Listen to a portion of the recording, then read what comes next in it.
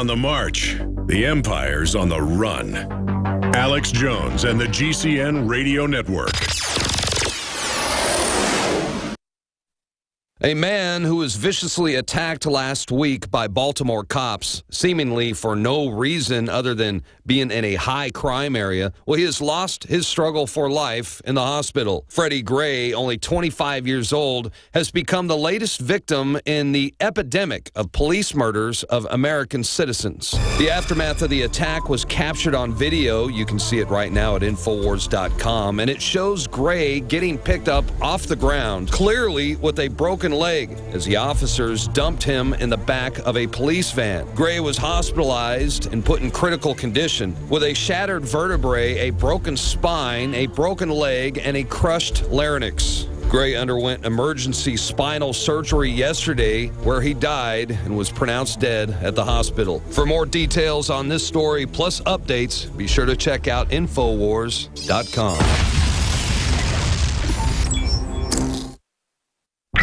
Candy. I want more video games. Mine.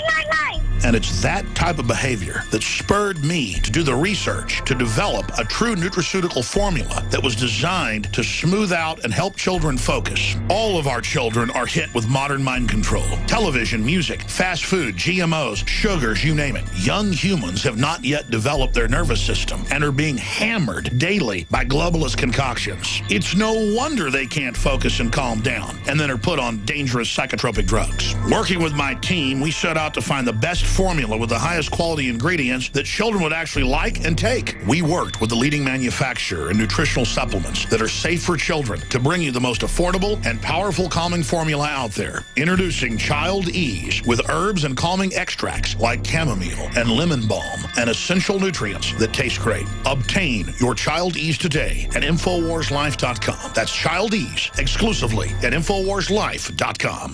Another major health threat, this one in Toledo, Ohio, where everybody in the entire city has been told not to drink the water. Ohio's governor declaring a state of emergency. Did you know that the average person uses about 80 to 100 gallons of water at home every single day? If there's a water emergency, will you be prepared? Panicked residents forming long lines throughout the day. We're here at a supermarket in Toledo. You can see the shelves empty where water once was. To stay safe and healthy during a crisis, you must have access to safe, clean water. Water which will not be available at your local grocery store. There's a mad dash on right now to stock up on supplies. The ProPure Pro 1 G2.0 water filtration system is a must-have for every modern, independently minded household. Protect your family's safety during an emergency. Go to InfoWarsStore.com today to purchase your ProPure Pro 1 G2.0 water filtration system or call 1-888-253-3139.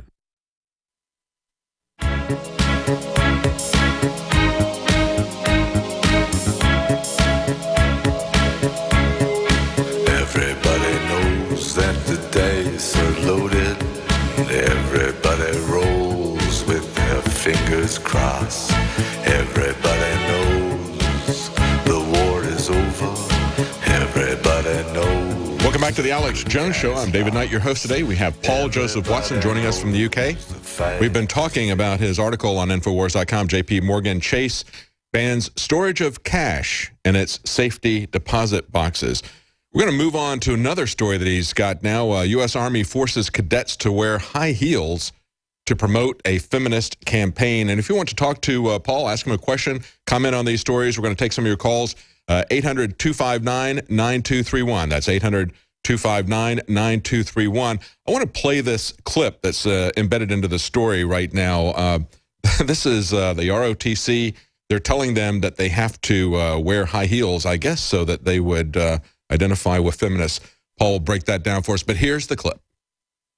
This is completely unbelievable. The US Army forced cadets at Temple University to participate in a feminist campaign based around the completely debunked and fraudulent college rape culture myth by wearing spray-painted red high heels. And they were basically told that if they didn't participate, their careers would be over.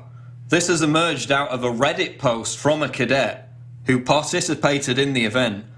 Here's his text message, which went viral on Reddit yesterday. Tomorrow morning, our entire battalion is doing this Walk a Mile in Her Shoes event where we all walk a mile with bright red high heels in place of our boots to promote awareness for sexual abuse on campus. Attendance is mandatory, and if we miss it, we get a negative counselling. So he basically says that he was forced to go out and buy a pair of female shoes, high heels, spray paint them red. He ends the text by stating, "This is hands down the stupidest thing I've done." And basically this was then confirmed by other cadets who were forced to participate. Quote, "They were threatened with negative counselling statements and OERs if they didn't participate. It was pretty much, do this or we'll kill your career before it even starts." I mean, seriously, who in the hell is running the US Army? Imagine what ISIS is thinking when they see this. Imagine what the Russian military is thinking when they see this. They must be rolling around on the floor, laughing their frigging heads off. I mean, it would still be absolutely ridiculous if this was voluntary. But it was mandatory. Again, another example of how third-wave feminism and this fraudulent debunked rape culture myth has poisoned absolutely everything.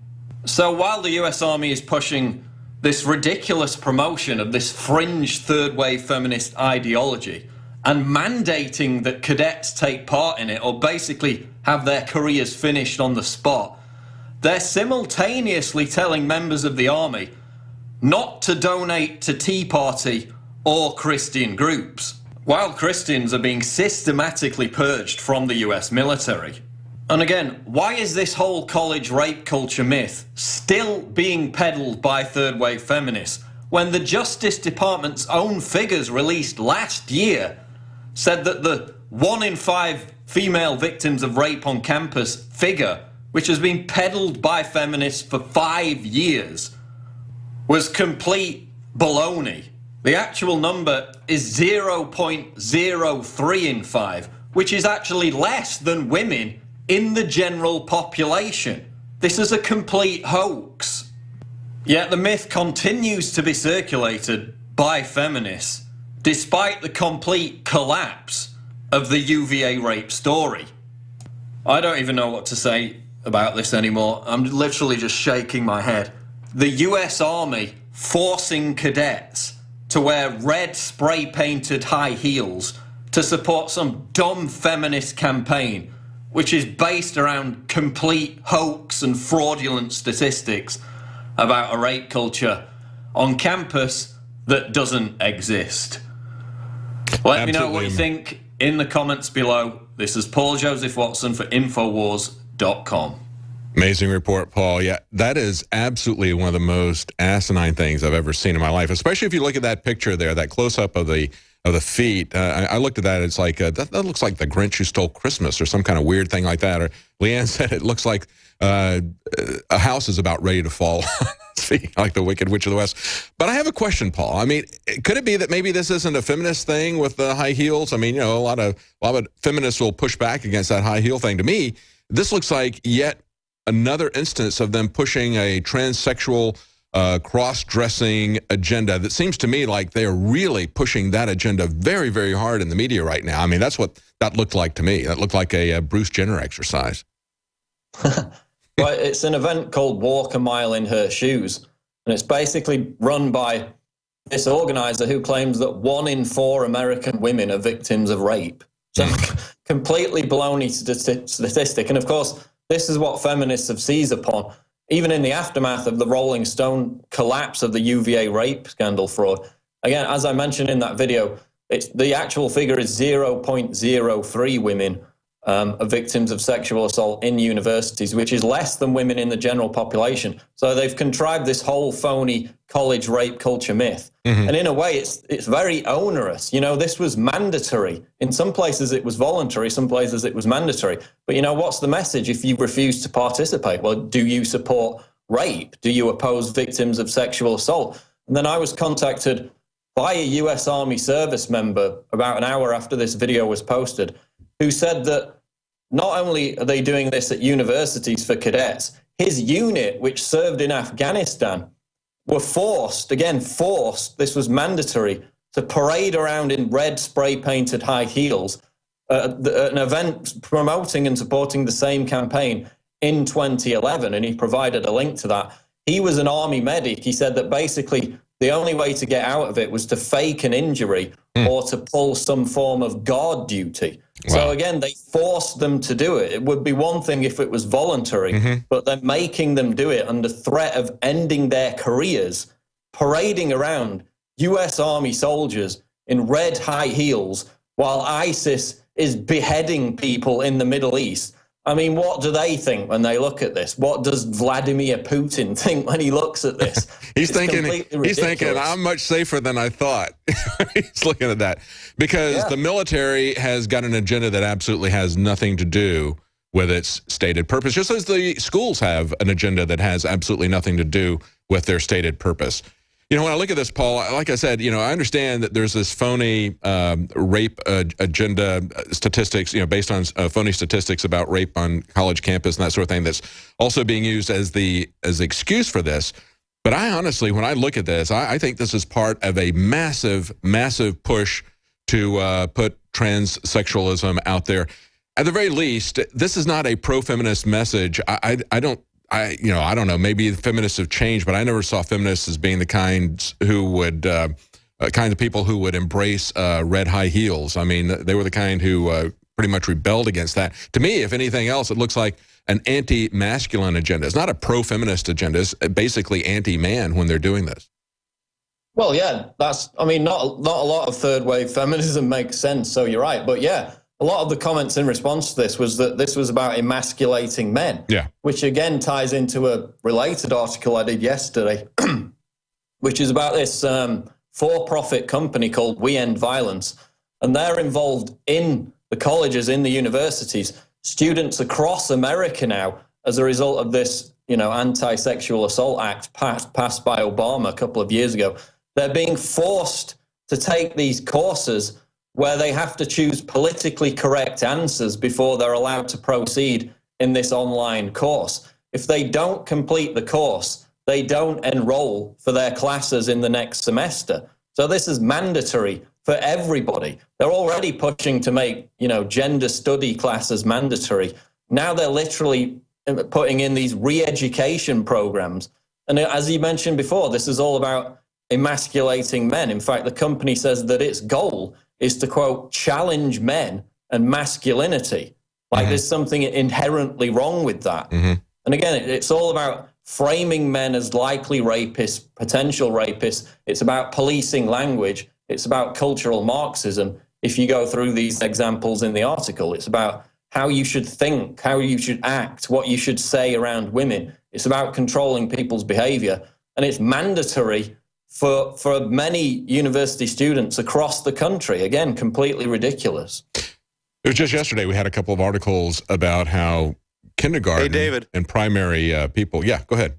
Hey, this is Joe Biggs. Guess what? So my buddy is at a sexual harassment training course right now with the U.S. Army, and he took a picture of the slideshow, so we're going to put it up real quick. It says, tip number 3, if you pull over to help someone whose car has broken down, remember not to rape them. This is real. You can't make this up. This is the actual slide at the sexual harassment training the U.S. Army is doing. So not only do we have to walk around like a bunch of pansies in red high heels, but just in case we forgot that if we pull over to help someone, make sure don't rape them. Okay. I've got that on my list. Got that on my tip list. Unbelievable. Yeah. Essentially portraying everybody as a rapist is what they're implying there, talking down to them. But, you know, it was just yesterday that we had a couple of articles about how kindergarten teachers were sexualizing their kids, teaching them about homosexuality, teaching them about transsexuality, cross-dressing, and all that sort of thing. This is a Brave New World agenda. It's not just 1984. We've got both of these things going on at the same time. And I don't think it's appropriate to talk, to have a stranger talking to my kids about any kind of sex in kindergarten. That's absolutely ridiculous. So it's not just the colleges, it's not just the military. That's where they have control over people. It's within the schools, within the colleges, within the military. They can say, you're out of here if you don't do what we say because we're going to end your career. We're not going to pass you in this test. That's the kind of leverage that they have over people. And of course, now that we have a volunteer professional army, that's a lot of leverage to have over people that they didn't have before when they were just pulling people up as they needed them for a war. Of course, they couldn't sell the draft after people